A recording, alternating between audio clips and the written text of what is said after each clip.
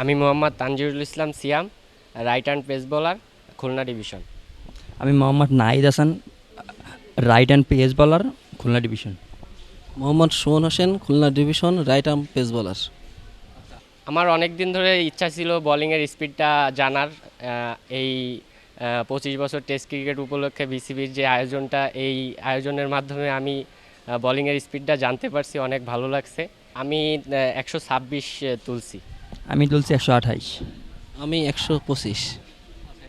আর এরকম এনভায়রনমেন্ট যদি সবসময় আয়োজন করে, তাইলে দেখা যাচ্ছে যে আমরা আমাদের বোলিংয়ে ইমপ্রুভ হচ্ছে কিনা আমরা জানতে পারবো, যে বোলিংয়ের গতি আগের চেয়ে বাড়ছে কিনা। সেই জন্য এই ধন্যবাদ বিসিবিকে। আমার নাম হলো মিতু সাহা, আমি খুলনা ডিস্ট্রিক্ট আন্ডার 16 টিমের প্লেয়ার। আমার নাম হচ্ছে প্রত্যাশা কুণ্ডু, আমি হচ্ছে খুলনা ডিস্ট্রিক্টের প্লেয়ার। টেস্ট ক্রিকেটে 25 বছরের একটা অনুষ্ঠান হচ্ছে, এখানে উদযাপন করা হচ্ছে।